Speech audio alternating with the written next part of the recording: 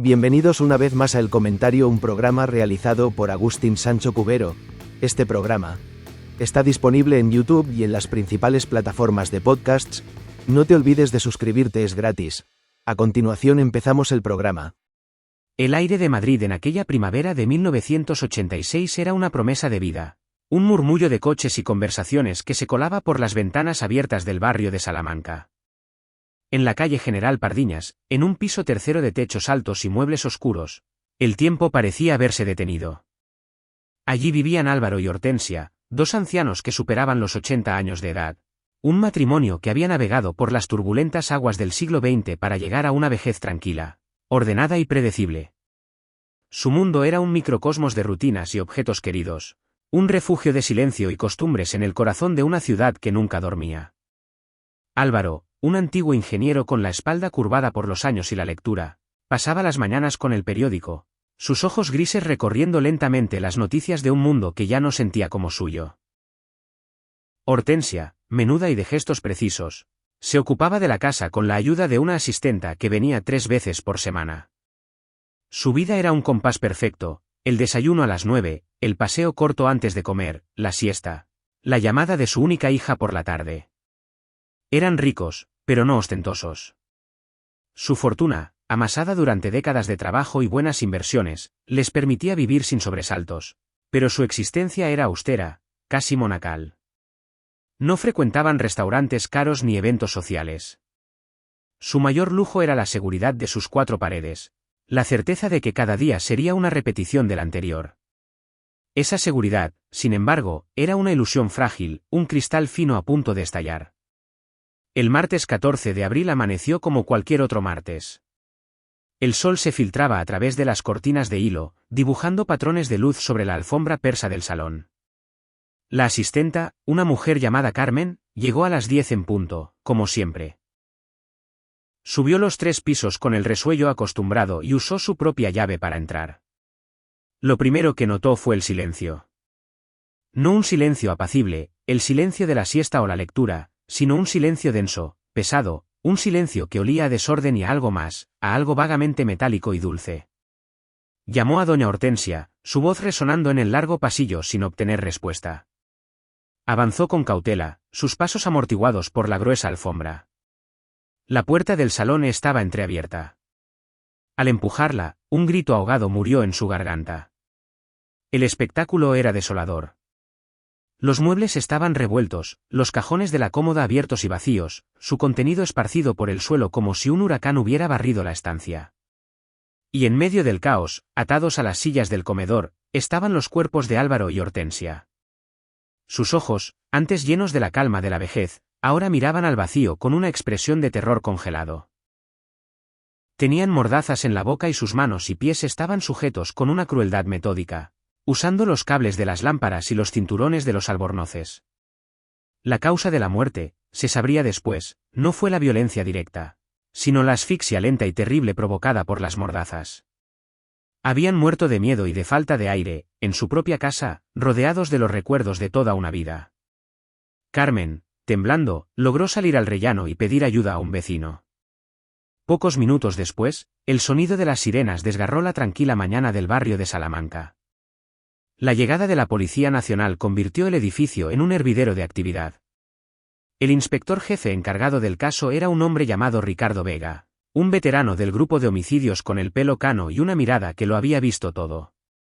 Vega subió las escaleras con paso lento, observando cada detalle, la puerta sin forzar, el silencio de los vecinos asomados a las mirillas. Al entrar en el piso, el caos le golpeó, pero sus ojos buscaron el orden dentro del desorden, la lógica perversa del asesino. Mientras los agentes de la científica peinaban la escena del crimen en busca de huellas, pelos o cualquier indicio, Vega se detuvo a observar a las víctimas. La brutalidad del método contrastaba con la aparente fragilidad de los ancianos. No había sido una lucha, había sido una ejecución. El motivo parecía claro: el robo.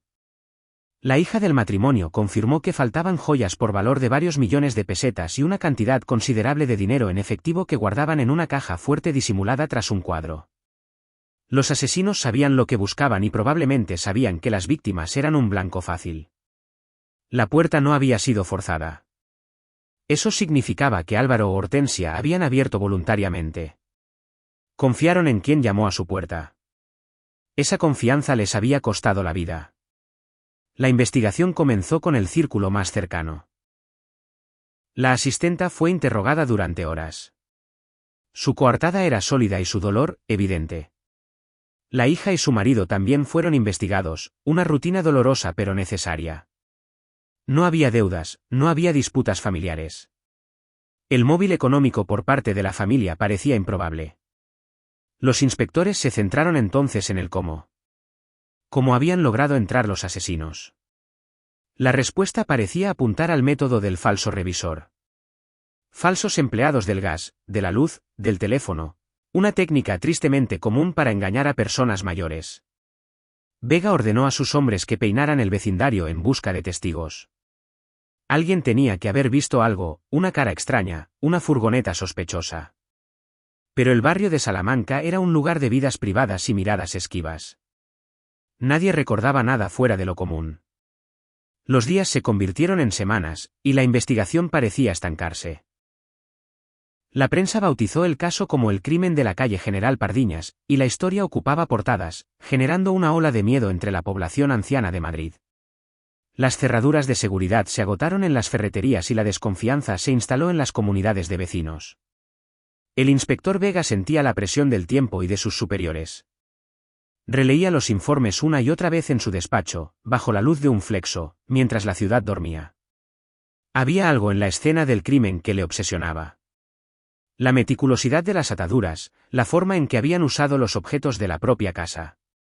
Era una crueldad calculada, no el arrebato de un ladrón nervioso. Y luego estaba el otro detalle, un detalle que la científica había encontrado y que en un principio pareció insignificante. En el suelo, cerca del cuerpo de Álvaro, habían hallado restos de una sustancia extraña, una especie de polvo granulado de color amarillento. Tras analizarlo, los laboratorios determinaron que se trataba de un compuesto químico poco común, un tipo de resina sintética utilizada en la industria del calzado y en la fabricación de ciertos plásticos.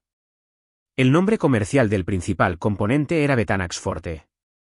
En la jerga del laboratorio, los técnicos empezaron a referirse a las muestras como los betanes. El nombre, por alguna razón, se filtró a los oídos de Vega y de su equipo. Empezaron a llamar al caso, en la intimidad de la comisaría, el caso de los betanes. Era un nombre en clave, un pequeño detalle técnico que les daba algo a lo que aferrarse en medio de un mar de incertidumbre. Se investigaron las fábricas que producían o usaban ese compuesto. Era una lista interminable.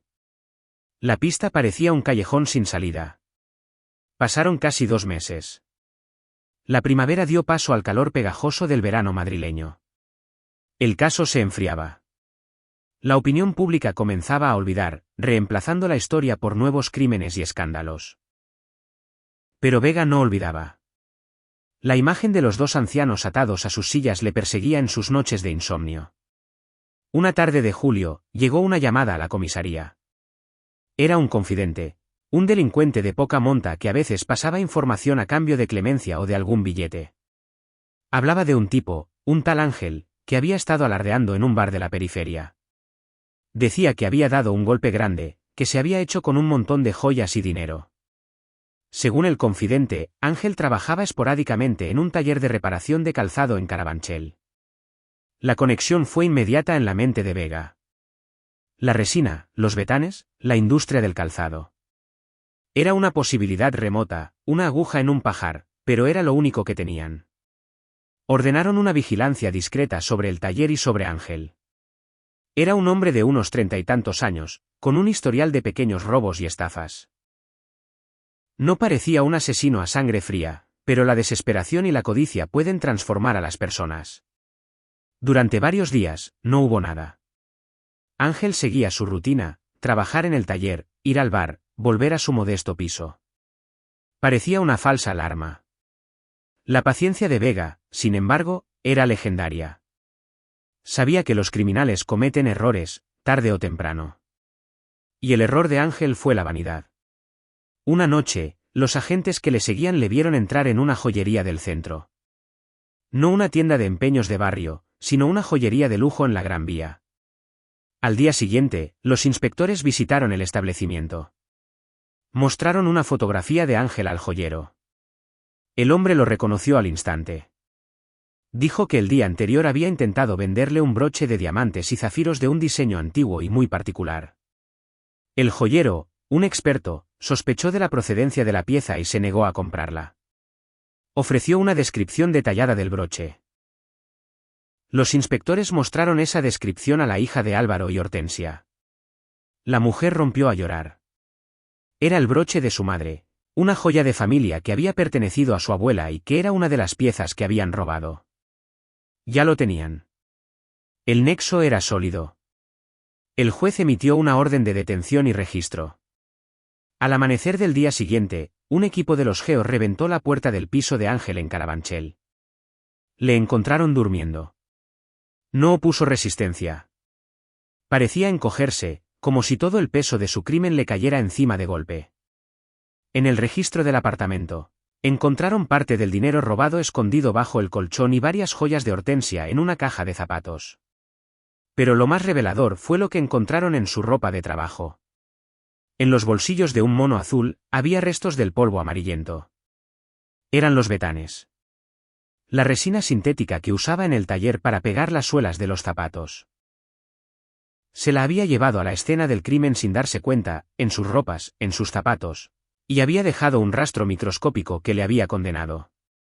El interrogatorio fue largo. Al principio, Ángel lo negó todo. Dijo que se había encontrado las joyas, que alguien se las había dado para venderlas. Pero las pruebas eran abrumadoras. La descripción del joyero, las joyas en su poder, el dinero, y sobre todo, la resina. Vega le presionó. Le habló de los ancianos, de la forma en que murieron, de la agonía lenta en sus propias sillas. Finalmente, después de casi 20 horas sin dormir, Ángel se derrumbó. Confesó. Pero dijo que no lo había hecho solo. Tenía un cómplice, un antiguo compañero de celda llamado Julián. Julián era el cerebro, el que había planeado todo. Habían obtenido la información de una antigua empleada de hogar que había trabajado para el matrimonio años atrás y que les había hablado de su riqueza y de sus rutinas vulnerables. La mujer no sabía que sus comentarios de sobremesa acabarían en un doble asesinato. Julián fue detenido esa misma tarde en un pueblo de la Sierra de Madrid, donde se había retirado con su parte del botín, esperando a que las cosas se calmaran. A diferencia de Ángel, Julián era frío y calculador. Lo negó todo con una calma escalofriante, incluso cuando le pusieron las pruebas delante. Dijo que Ángel mentía para salvarse a sí mismo. Pero la confesión de Ángel era detallada y coherente. Describió cómo habían entrado en el piso fingiendo ser inspectores del gas, cómo habían reducido a los ancianos, cómo los habían atado mientras buscaban el dinero y las joyas. Ángel juró que no querían matarlos, que solo pretendían asustarlos para que no gritaran. Dijo que las mordazas estaban demasiado apretadas, que cuando se quisieron dar cuenta, ya era demasiado tarde. Era la excusa cobarde del asesino que no puede enfrentarse a la magnitud de su propia crueldad. El juicio se celebró al año siguiente y generó una enorme expectación mediática. La sala estaba abarrotada de periodistas y curiosos. La hija del matrimonio asesinado acudió a todas las sesiones, su rostro un poema de dolor y entereza. Ángel, el zapatero, se mantuvo en su versión, un hombre débil arrastrado por un compañero más fuerte. Julián, el cerebro, mantuvo su silencio arrogante. El fiscal pidió para ambos la pena máxima. La defensa de Ángel intentó argumentar que se trataba de un homicidio imprudente, un robo que había salido mal. Pero los detalles del crimen, la planificación, la elección de las víctimas y la crueldad de las ataduras hablaban de una intención que iba más allá del simple robo. El jurado no tuvo dudas. Fueron declarados culpables de 2 delitos de asesinato con alevosía y ensañamiento, y de un delito de robo con violencia. La sentencia fue de 58 años de prisión para cada uno. Una de las condenas más altas de la época. Al escuchar el veredicto, Julián no mostró ninguna emoción. Ángel, en cambio, se echó a llorar en silencio. La justicia había hablado. El caso de los betanes se había cerrado. Ricardo Vega, el inspector, no asistió al último día del juicio. Para él, el caso había terminado el día de las detenciones. Se enteró de la sentencia por la radio, mientras conducía de vuelta a casa. No sintió euforia ni una especial satisfacción. Solo un cansancio profundo, el cansancio de haber mirado una vez más al abismo de lo que un ser humano es capaz de hacerle a otro por un puñado de joyas y unos fajos de billetes. Pensó en Álvaro y Hortensia, en su vida tranquila hecha añicos, en su muerte indigna. Pensó en el miedo y la desconfianza que el crimen había sembrado en miles de ancianos que, como ellos, solo pedían terminar sus días en paz. El caso de los Betanes se convirtió en un triste recordatorio de la fragilidad de esa paz.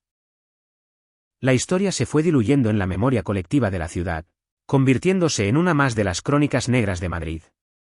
El piso de la calle General Pardiñas fue vendido y reformado.